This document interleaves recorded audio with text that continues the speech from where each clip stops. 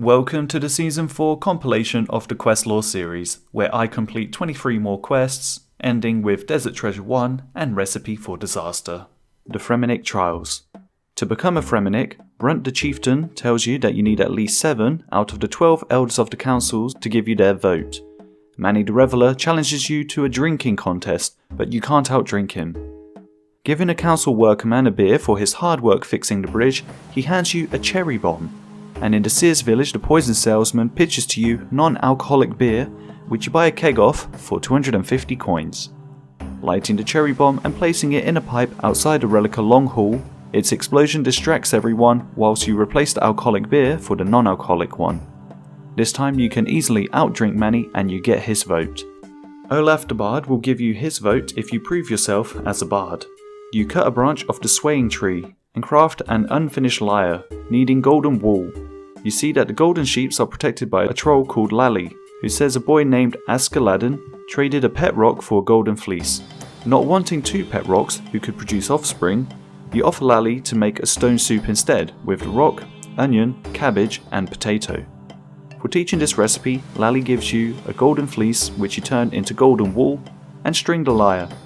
Lastly, you offer fish to a spirit named Fossagriman on a strange altar located on a small peninsula, and the spirit enchants the lyre.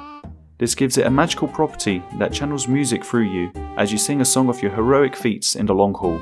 You now have Olaf's vote. Sigil the Huntsman needs you to locate the Dragon by tracking it using the Hunter's Talisman, then defeating it to absorb its essence into the talisman. Doing this gives you Sigil's vote. Sigmund the Merchant wants the sailor's exotic flower, who'll exchange it for a romantic ballad from Olaf, who'll exchange it for a pair of new boots from Eurissa, who'll exchange it if Brunt the Chieftain lowers the taxes on the stores, who'll do so if Sigil the Huntsman shows him the best places to hunt monsters, who'll do so if you bring him a custom bowstring made by Skullgrimman, who'll exchange it for the rare fish that the fisherman caught, who'll exchange it for a map of the best spots to catch edible fish from Swenson the Navigator, who'll exchange it for a weather forecast from Pierre de Seer, who'll give this to you if Thorvald the Warrior agrees to be his bodyguard, who'll do so if you get him a seat in the Long Hall, a seat which Manny the Reveler will gladly give up if Thora the Barkeep makes him one of her legendary cocktails, which she'll only be inclined to do so if you can get a signed note from Askeladden for him to stay out of the bar, which he does for 5,000 coins. Then you give the note to Thora, the cocktail to Manny, the seat token to Thorvald, the bodyguard contract to Pierre, the forecast to Swenson, the chart to the fisherman, the fish to Skullgrimman, the string to Sigil, the map to Brunt, the lower tax slip to Eurissa, the boots to Olaf, the ballad to the sailor, and finally the flower to Sigmund. You now have his vote. Swenson the Navigator values intelligence and gives you a puzzle to solve.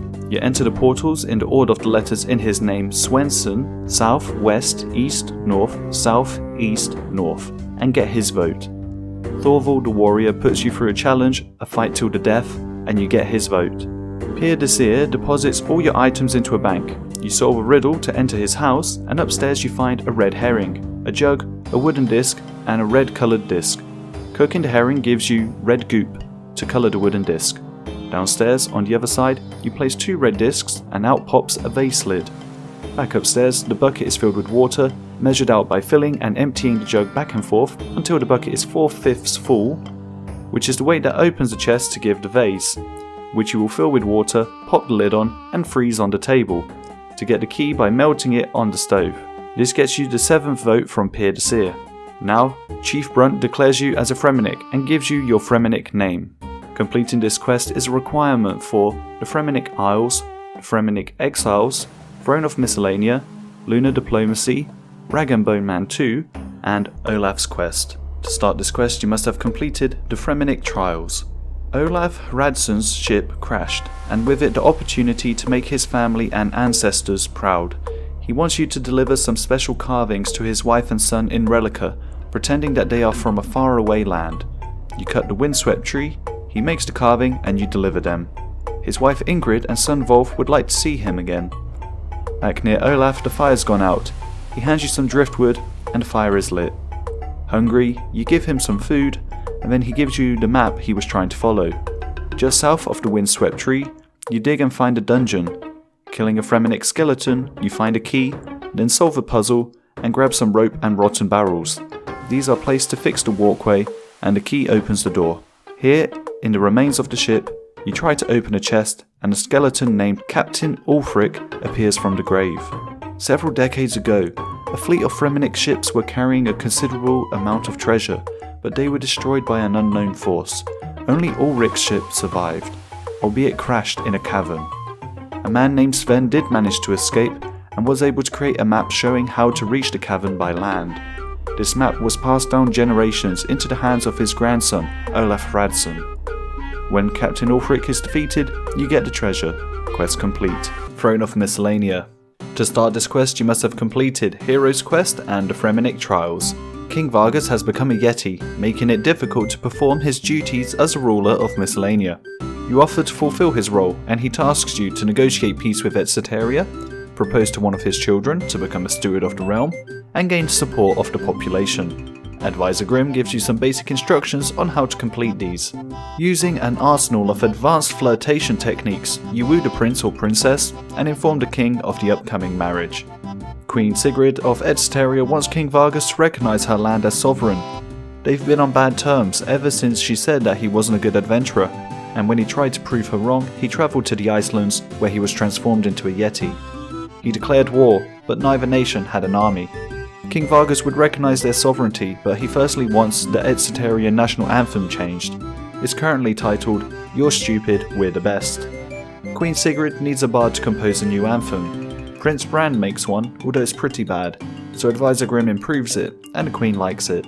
So she changes the anthem and signs the peace treaty. The king would sign it, but he needs a bigger pen. Derek makes the nib of the pen from an iron bar, and you add logs, making a large pen. The king signs the treaty, and you now just need support of the people. Raking the patches and cutting the trees, you eventually get the full support of the people of Miscellanea. Making a ceremony, Advisor Grimm declares you as the regent, ruling in King Vargas' stead. Completing this quest unlocks managing Miscellanea, and is a requirement for Royal Trouble. To start this quest, you must have completed Throne of Miscellanea. King Vargas has wanted to go on a skiing holiday during his retirement now that you're the ruler of Miscellanea. But the doors of the castle haven't been enlarged, so he can't leave, and in his boredom, he's picked up ruling again. Unfortunately, he stirred up some trouble with the Queen of Etceteria. Your job is to make peace between them. The prince and princess suggest having King Vargas marry Queen Sigrid, although you suspect it might not work. King Vargas says that many troubles have afflicted the kingdom recently, as many citizens have had their goods stolen. Speaking with one of the citizens, they tell you that an Etceterian soldier demanded tithes from them, which they refused, but the next day their goods were stolen. The king believes that they plan to invade Miscellanea, but has no idea where she could have gotten an army from. You speak with Queen Sigrid, who says that her citizens had their goods stolen too. One of Etceterian's citizens tells you the exact same story. Miscellanean soldiers asking for tithes, being refused, but having the goods stolen the next day. The Queen believes this is all a plan by King Vargas to invade Etceteria. Advisor Grimm deduces that the goods were most likely stolen by someone who's not from the island and directs you to the boat. The sailor says some kids from Relica arrived recently to visit some relatives, and you also learn that there are dungeons underneath the island, not used for prisoners, but as housing made by dwarves for citizens to avoid the strong winds on the island. The king says there have been some odd sightings in the dungeon, maybe of a monster, and he hands you a scroll to access the dungeon to investigate. The guard is surprised to see that you're a new regent ruling the land, and he lets you in after seeing the scroll. A dwarf says he saw a monster and hands you a mining prop to proceed further into the caves. You read a manual, find pulleys and beams, pick up an engine and add coal to it, then fix the scaffold, stand on the platform and move up, picking up a plank and moving deeper into the cave. Your ropes swing over the water, and in a fire you find some burnt remains of a diary. The plank is used to cross more water, and at further fires you construct more of the diary. The kids from Relica are currently going through their trials.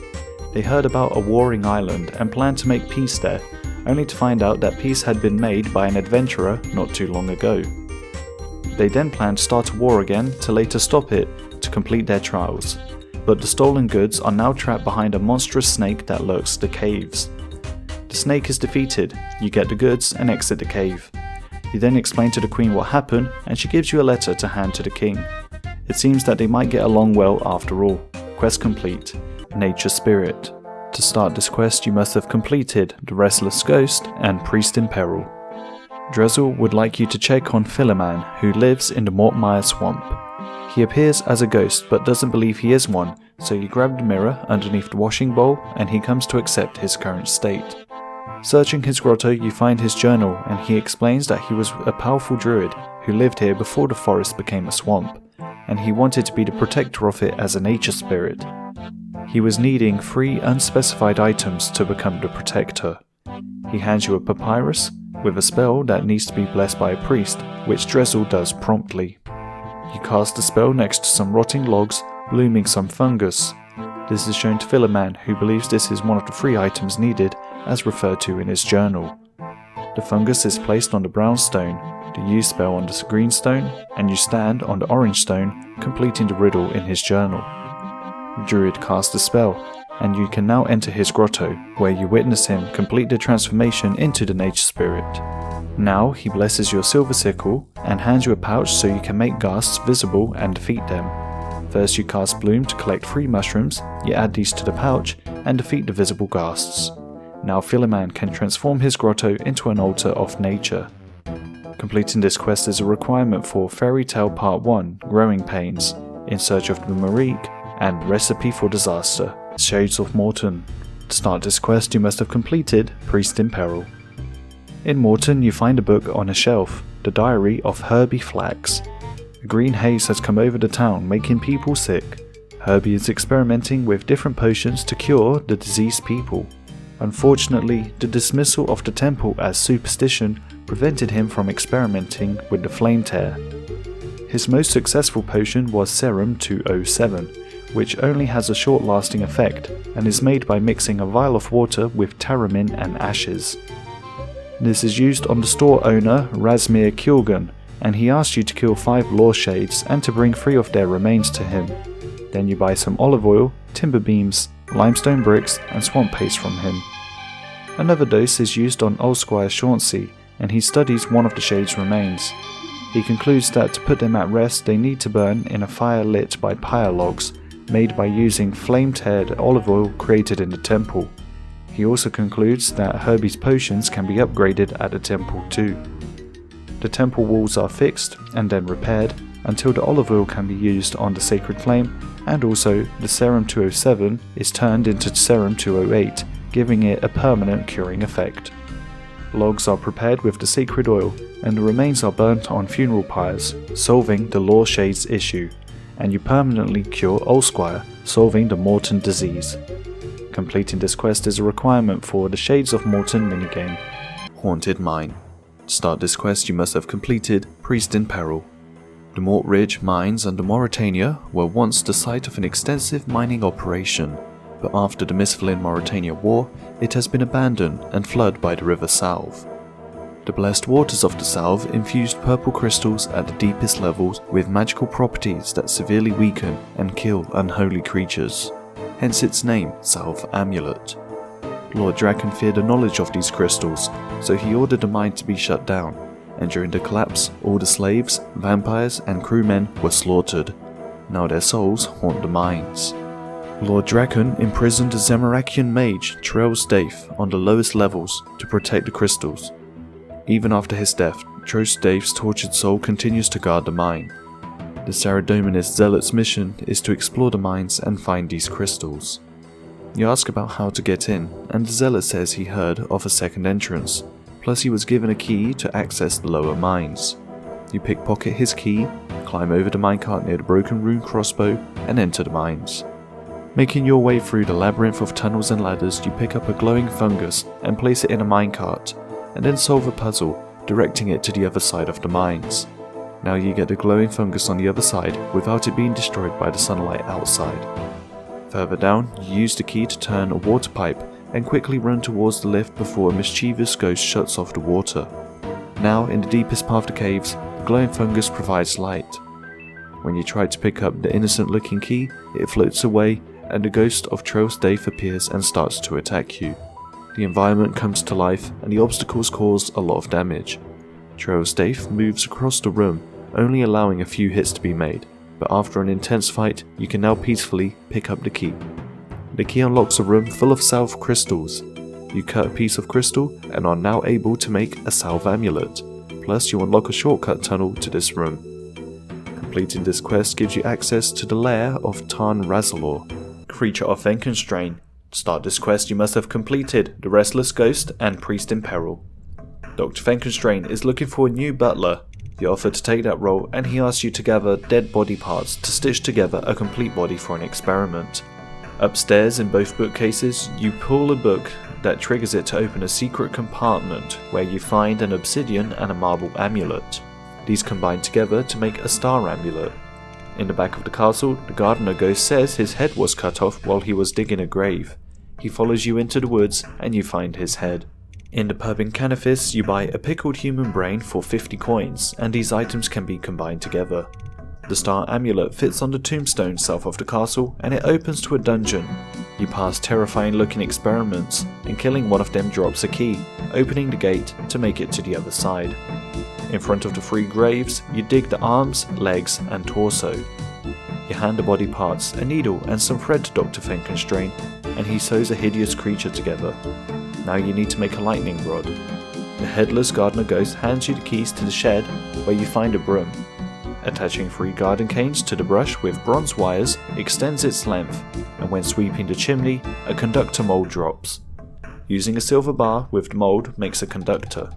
Upstairs you repair the lightning conductor, and a lightning bolt blazes through the castle. This brought the creature to life, but Dr. Fenconstrain says it wants to kill him, so he trapped it and wants you to kill it instead. When talking to the creature, you find out that he was the previous owner of the house, Lord Rollogarth, before the house doctor, Fenconstrain, took it over. Over time, as Mauritania became more invaded by vampires and the undead, the doctor suggested sacrificing the inhabitants one by one to retain their safety, and after getting rid of the family that owned the castle, he now runs it. Rollogarth asks you to stop Dr. Fenconstrain from doing any more experiments. You pickpocket the Ring of Karos from Dr. Fenconstrain, a ring that enhances one's level of diplomacy and can convince the weak-minded to do the wearer's bidding. Completing this quest is a requirement for Garden of Tranquility, the Great Brain Robbery, and Rag and Bone Man 2. Ghosts Ahoy! To start this quest you must have completed the Restless Ghost and Priest in Peril. Valerina tells you the history of Port Phasmys. It was once a thriving trading port until Lord Draken demanded blood tithes. The population declined, and one day a mage called Necrovarus from the distant lands east of Mauritania promised to help deal with Lord Draken. The town built the Ectofuntus, which kept vampires out, but this had the side effect of turning people into ghosts when they die, without the possibility of moving on to the next world because of Necrovarus. You offer to help fix this problem, but Necrovarus isn't one for negotiating. Valerina suggests speaking with one of her old friends in a wooden shack in the north of Mauritania. The old crone's memory is a bit foggy, and she would like tea served in her special cup. In the swamp you find some nettles to make the tea, and you add some milk. This refreshes her memory, and she can enchant your Ghostspeak amulet to command ghosts, but first she needs Necrovarus' robes and a book written by Harakanto of the Eastern Isles alongside a translation manual. You ask the old crone if there's anything else you can do to help her in the meantime, and she tells you the sad story of her son leaving to sail with pirates. She hands you a toy boat he used to play with, but the paint has chipped off, and she asks that if you see him, to tell him that she forgives him for leaving. On a shipwreck, you see 3 colours of a flag, and restore the colour to the toy ship. An old man appears, surprised that his mum is still alive.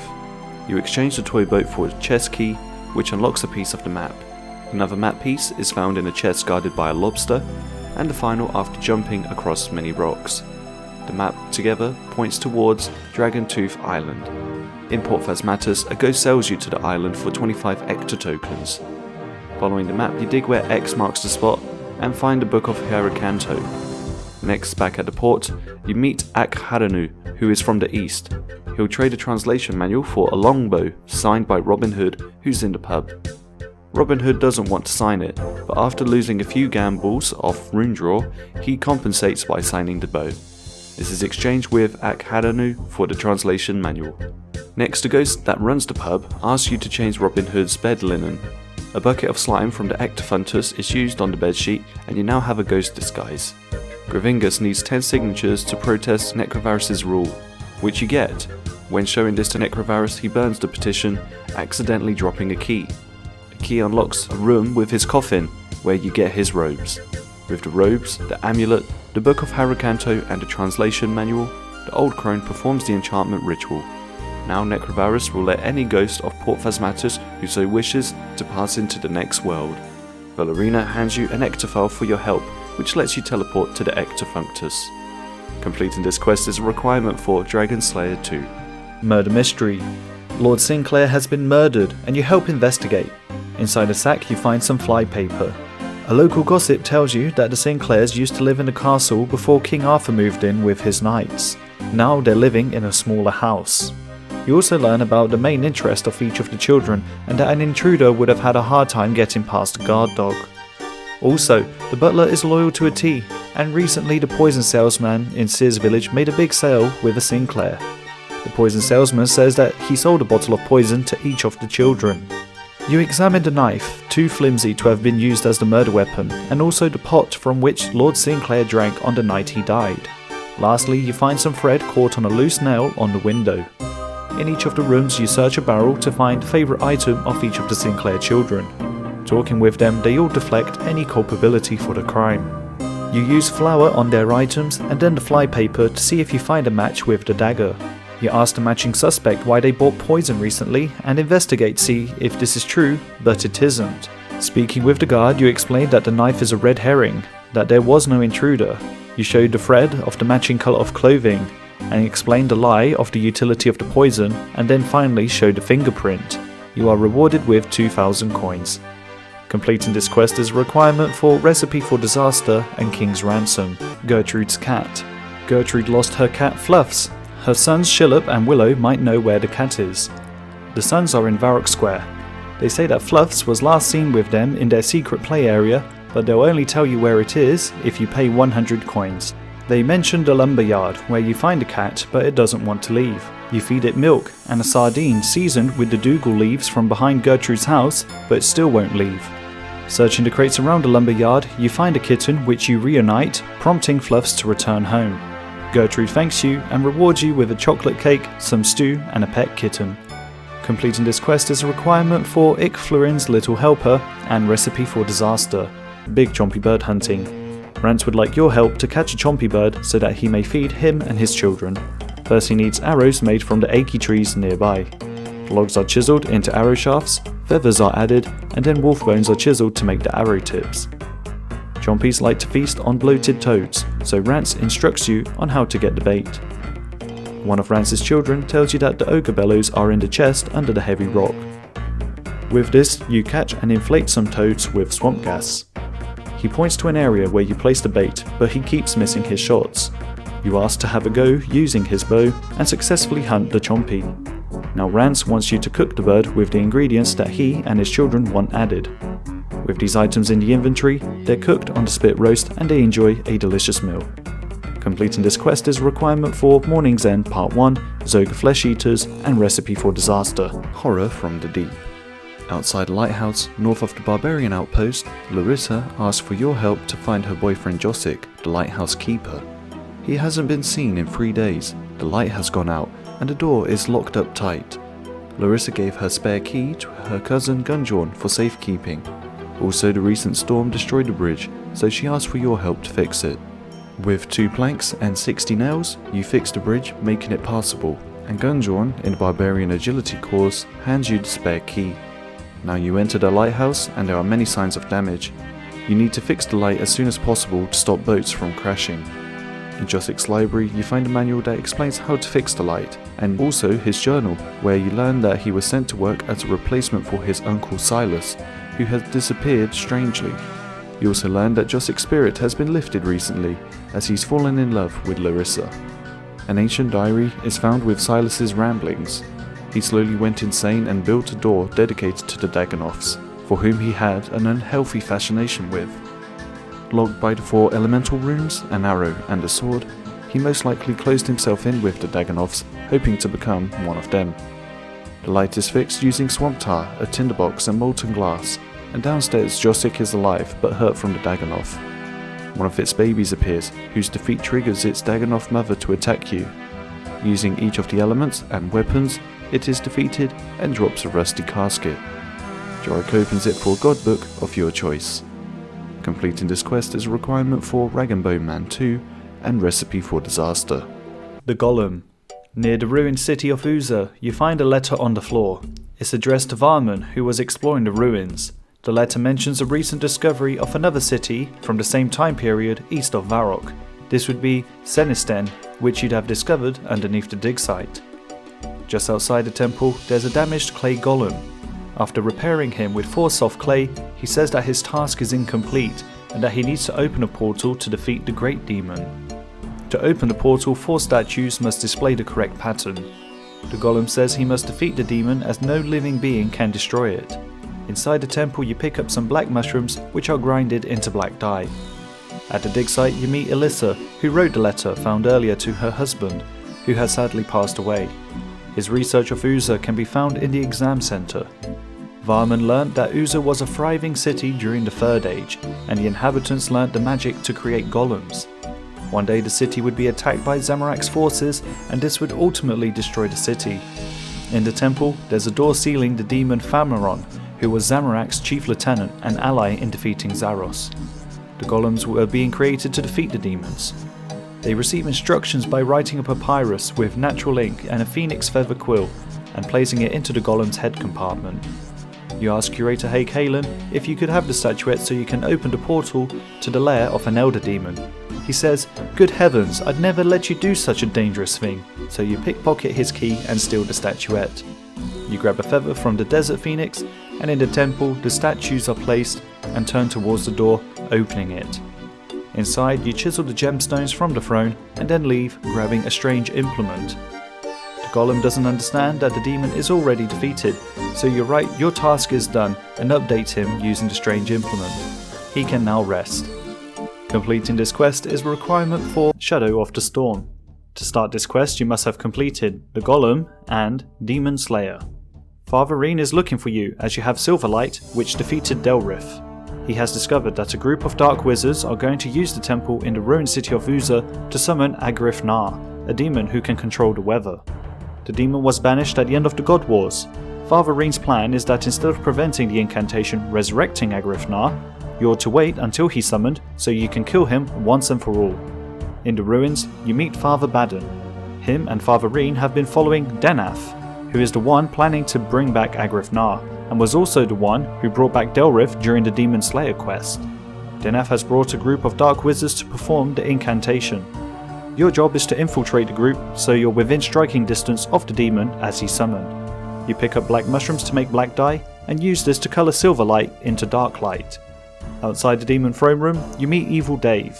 The dark wizard group is 1 member short, and he'll only let you join the group if you're evil, so you put on 3 pieces of black clothing, which clearly shows that you're evil. He takes you in and vouches for you to Denath, who explains the incantation and instructs you to make a demon sigil. Jennifer gives you a demonic sigil mold, and Matthew tells you about Joseph, who peeked into Denath's book the night before, having turned pale at what he read. He grabbed the book and left through the portal into the desert, but Denath followed him and Joseph never came back. Denath returned but without the book. With a silver bar you make the demonic sigil. Speaking with the golem, he says that the Saradominist priests don't like him, claiming that Saradomin hates all artificial creatures. But the golem remembers the days of the God Wars, where people would celebrate and paint them in bright colours as they prepared to battle Zamorak, and Saradominists would bless them with holy water. Also, the golem's first command in its mind is that no harm is to come to a human. Last night he saw Joseph hiding the book in a kiln as he ran away from Denath, who casted a fire spell that turned Joseph into ashes. The golem tried to jump in front of the fireball but was too late. He senses something evil is about to happen. You find the book in one of the kilns, detailing the ritual used to banish Agrif Nar thousands of years ago, but the last few pages are missing. The prison he's in is weakening, and the demon is causing havoc from within the demonic realm in the form of various evils that can be found around the world. You update Matthew about what's happened and let him read a book. He notices that Denath's incantation is in reverse of what is written in the book, and now he thinks that the demon will likely kill them all. The ritual is initiated, and Denath steps into the magic circle. He is Agrif Nar and was trying to banish himself back to the demonic realm. The portal is closing and some of the members run away, but 8 people are needed to reverse the incantation. You pick up the sigils left behind and get Evil Dave back into the room. Outside there's a fierce sandstorm shaking the ground and crumbling the ruins further. The golem has an instruction not to enter the throne room of Phameron, so you remove it using the strange implement. Father Baden and Father Reen take a demonic sigil and go inside too. Everyone gets in the circle and the incantation is said in reverse. The demon kills Matthew and then you fight it, finishing it off with dark light. The demon's blood fuses with dark light, granting strength in any combat skill of your choice. Completing this quest is a requirement for Recipe for Disaster, the tourist trap. Irina's daughter Anna wandered into the desert and hasn't returned in days. You offer to help find her, starting by following the footprints until the bandit camp. Outside the camp, you speak with the mercenary captain, backing him into a corner by convincing him to fight you as to not show weakness in front of his men. Defeating him, you grab the metal key and enter the camp. A male slave tells you that he plans to escape today and that behind the wooden doors is a mine where slaves are forced to do labour. In exchange for unlocking his shackles, you trade clothes and he escapes. Now you go to the mine and walk until you meet some guards protecting the lower levels. One of them really wants a Tenti pineapple. You leave heading west to the Bedabin camp and talk to Al-Shabim, who agrees to give you the pineapple if you bring him some weapon plans from the mining camp. He hands you a key for the chest where they're hidden. In Captain Siad's room, you inspect the bookcases and find some books about sailing. Using this as a conversation starter, he gazes into the distance, recounting his old sea dog days. Whilst he's distracted, you get the weapon plans. Al-Shabim shares the weapon plan for darts, made from metal and some feathers. You take a prototype, learning the process of crafting them, and then you receive the Tenti pineapple. The guard now lets you go deeper into the mines. You take an empty barrel and enter the minecart. At the end of the mine, you find Anna and then shove her into the barrel. The barrel is moved along the minecart and then up a winch and placed on the cart, but the driver doesn't seem in a rush. To stop Anna from dying of heat exhaustion, you crack some jokes to ease the driver, and then say there's going to be a prison riot in 10 minutes, rushing him out of the camp and letting you hop on board too. Taking the barrel back to Irina, she's reunited with her freed daughter Anna, and she rewards you in a couple of skills of your choice. Completing this quest is a requirement for Desert Treasure 1, Temple of the Eye. To start this quest you must have completed Rune Mysteries. Wizard Preston, the famous creator of the home teleport spell, is interested in the Abyss. You say that you once helped the Zamorak wizard gain access to the Rune Essence Mine in exchange for access to the Abyss. She's part of the Order of Wizards, who are loyal to Saradomin, and the Zamorak Magical Institute is their enemy. She recommends you don't tell others about assisting the Zamorak wizard, although she doesn't personally mind because she prefers knowledge over religion. And seeing that you are knowledgeable, she asks for your help to complete a task. She bought an eye amulet from the famous archaeologist Asgarnia Smith, who found it in the ruins of Uza, not knowing what it's worth. The amulet is thousands of years old, but bears the symbol of the Order of Wizards, which is only 200 years old.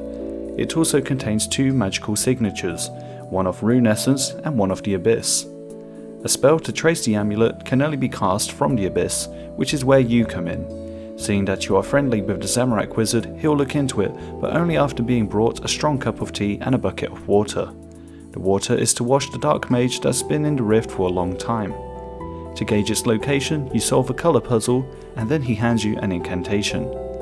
Preston copies the incantation and debugs the amulet from sending information to the Zamorak wizards, who had altered it without you knowing. Now you need to gather some wizard students to assist you in finding the Abyss. Cedrador learns the whole operation so far, and whilst inspecting the incantation, he directs you to Trailborn, whose apprentices can help. Trailborn gives the students a problem to solve.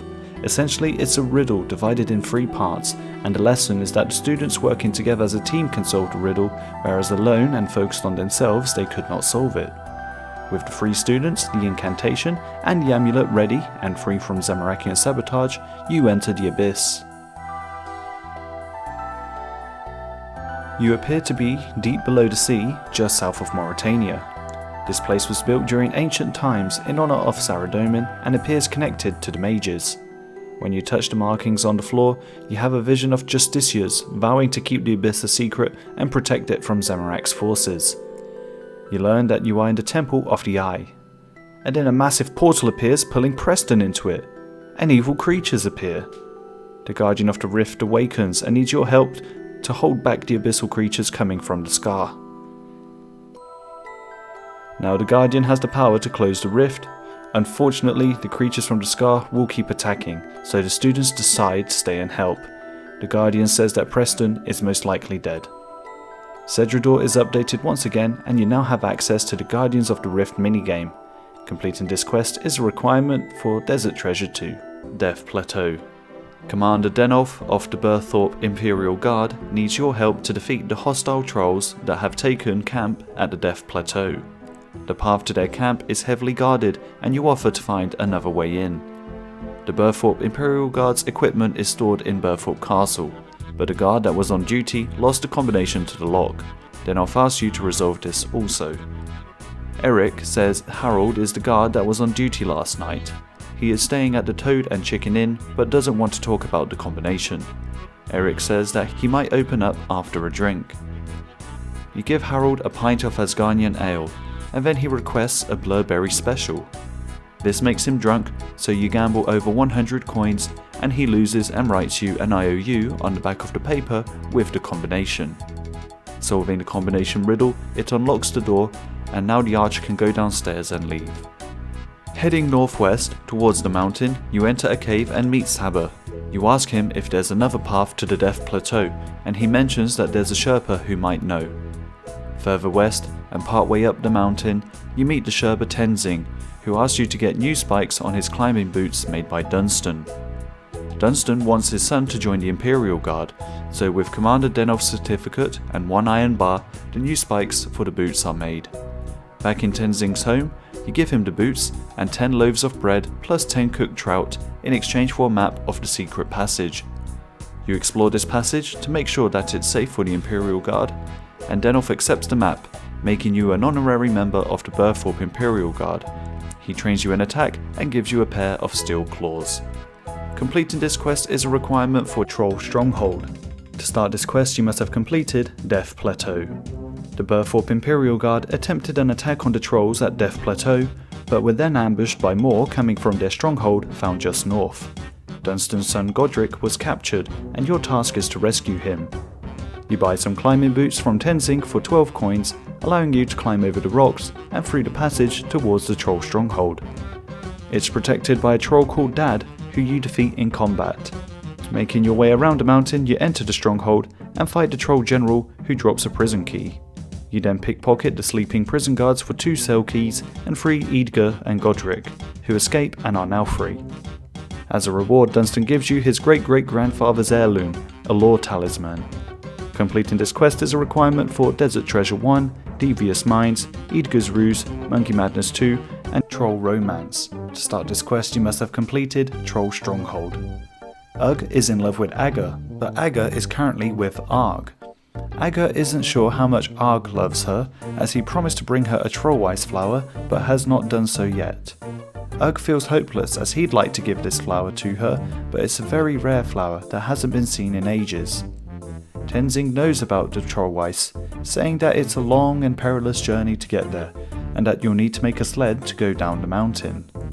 Dunstan can make the sled with maple logs, an iron bar, and some rope.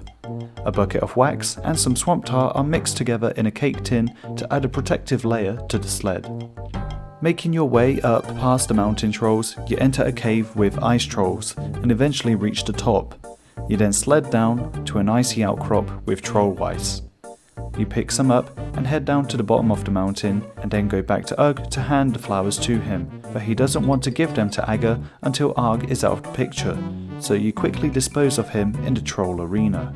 Now Ugg gives the trollweiss to Aga, which she eats, and now their boyfriend-girlfriend. Devious Minds. To start this quest, you must have completed Wanted, Troll Stronghold, and Doric's Quest. A strange monk outside the Temple of Patadomus speaks of his adventures in Mauritania.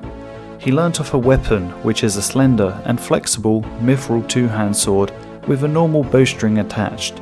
He claims it's to help in the battle against Zamarakian forces and would like you to make one for him. Doric's whetstone is appropriate for grinding down the mithril 2-hand sword, and you attach the bowstring. The mysterious monk appreciates it and would like some additional help to surprise the monks on Entrana with a gift. The gift is an orb which is placed in a large rune pouch, and you travel via the abyss to the law altar, making it to Entrana. The gift is placed on the altar in the church, but you've unwittingly assisted an assassin who teleports to the orb, which was actually a teleport beacon, killing the monks who were protecting a relic with the Star of Saradomin carved on it, and then the orb explodes. The priest tells you to immediately go back to where the so-called monk was, and you instead find a different monk who appears to have been killed by some powerful magic. Updating the priest, he tells you to report to Certification in Falador Park. Certification says that they'll get to the bottom of it and will update you once needed. Completing this quest is a requirement for Secrets of the North, Desert Treasure 1.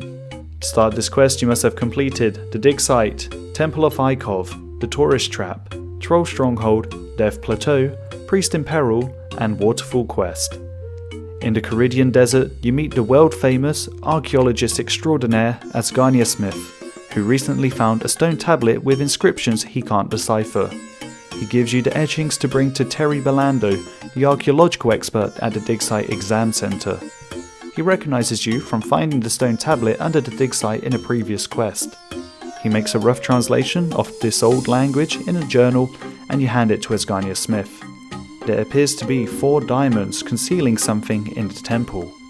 Asgarnia Smith says, hypothetically, if the treasure was found, that it not be handed to the museum and instead split 50-50 amongst you and him, which you agree to. To cover more ground you split. He searches for clues in the Bedabin camp and you go south to the bandit camp. After buying a bandit brew from the bartender for 650 coins, you talk to him to find out about the 4 diamonds of Azanadra, which he thinks is just a fairy tale for kids. Eblis says that the diamonds were stolen by warriors of Zamorak generations ago, which gave them the powers of blood, ice, smoke, and shadow. He can make a device and cast a spell that will give a rough estimate of their location. Handing him 12 magic logs, 6 steel bars, 6 molten glass, some bones, ashes, charcoal, and a single blood rune, he heads east and enchants 6 mirrors. Peering through each mirror, you see a land of ice trolls, a forest with benches, a well in the desert, and cannabis in Mauritania. Entering the well, you find yourself in a smoky dungeon. Running against the clock, you light the 4 torches in the corners and unlock a chest with the key that unlocks the gate where you fight Farid for the smoked diamond. Entering the pub in Cannabis, you meet Malak, who's collecting the bartender's tithe for Lord Drakon. He smells your scent and can tell that you're not from here. You mention that you're looking for the blood diamond. He knows that Desus, the harvester of blood, has it, and he provides you instructions on how to kill him. In the drainer sewers, you hand a silver bar to Ruanton, who makes a silver pot. This is brought to the head priest on Entrana to be blessed by Saradomin. Malak fills it with blood, yours unfortunately, and you add some garlic powder and spices to disguise the smell. Heading through the swamp, you make it to the graveyard, where you pour the blood onto Desus's tomb, waking him into a fight.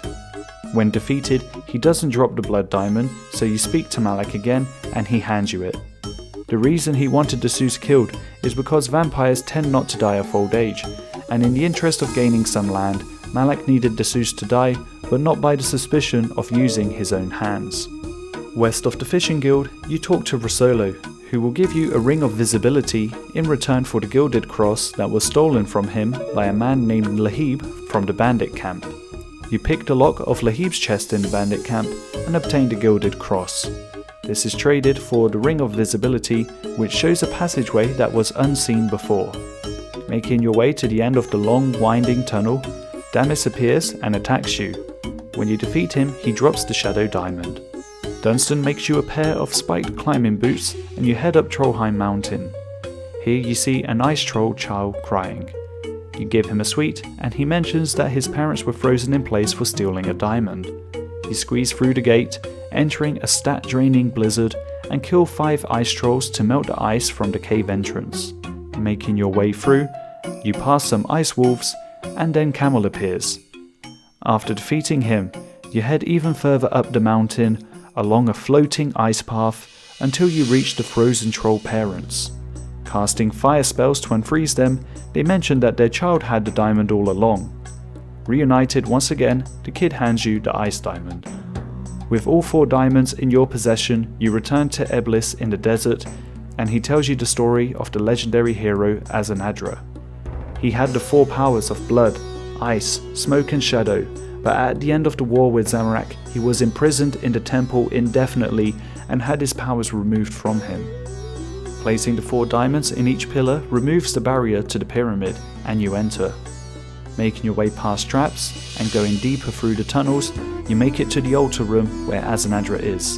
He believes that the war is still going on and has no idea that he was defeated and trapped, with thousands of years having passed since. He rewards you by teaching the ancient magics of blood, ice, smoke and shadow, and you can now buy the ancient staff from Eblis for 80,000 coins. Asgania Smith is disappointed that there was no gold, as he was planning to go on holiday abroad this year. In reality, he enjoys treasure hunting much more than the riches. Completing this quest is a requirement for Desert Treasure 2 and Recipe for Disaster. To start this quest, you must have completed Cook's Assistant, Goblin Diplomacy, Witch's House, Fishing Contest, Monkey Madness 1, Legends Quest, Nature Spirit, Murder Mystery, Gertrude's Cat, Big Chompy Bird Hunting, Shadow of the Storm, Horror from the Deep, and Desert Treasure 1. Remember the Cook's Assistant quest? Well, it turns out that it wasn't the Duke's birthday. In fact, the chef doesn't even know when it is. He actually just wanted to see whether he could trust you or not, and now knowing that he can, he needs your help once again. 100 years ago, his ancestor, Franizard van Lumcook, prepared a banquet which went down in history as one of the greatest meals the land had ever seen. Every 10 years since, the Lumbridge secret council members reunite for another meal, but this year the cook wants to recreate his ancestor's banquet. He asked you to get an eye of newt, a glass of Greensman's ale, a rotten tomato and a dirty blast, which is made by combining a fruit blast with some ashes. You are now invited to see the feast prepared in the dining room.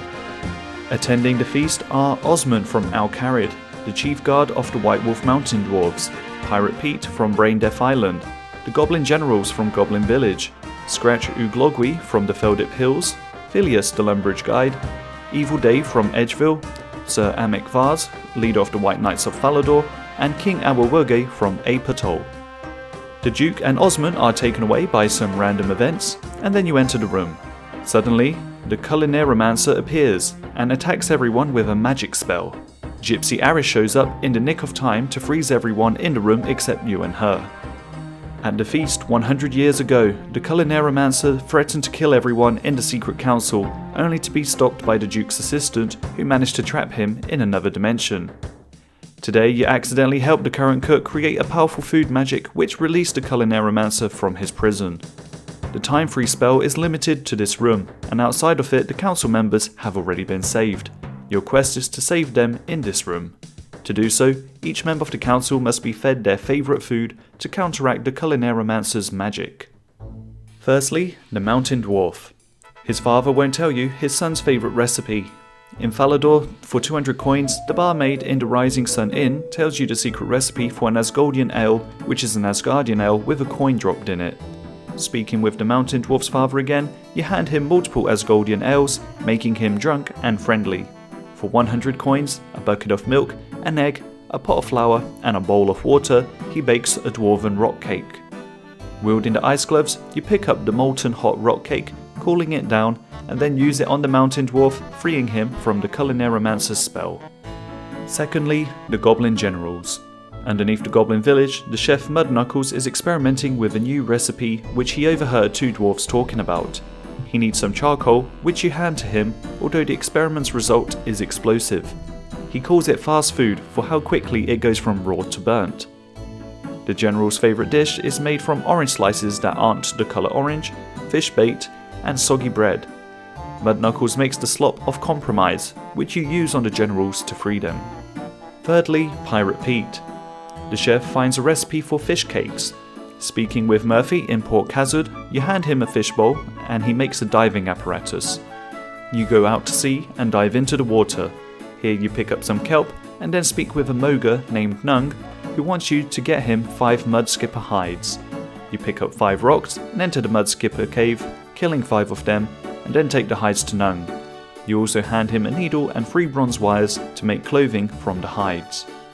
Now you have access to the giant crabs, which you kill for their meat. This is grinded with a pestle and mortar, as is the cod and the kelp, and with a knife you make some breadcrumbs. The chef finds out that the recipe is just putting them all together. You bake the fish cake and Pirate Pete is freed. Fourthly, the Lumbridge Guide.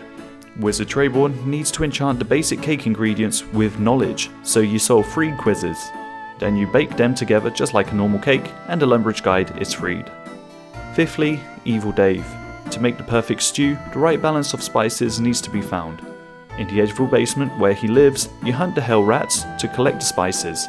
Testing each spice level one by one, you find his ideal balance, which you put together in a perfect stew to free him. Sixthly, Scratch Uglogwi. You meet Rance near the water and he kicks down a tree for you to make a boat. He then fires an arrow towards Karamja.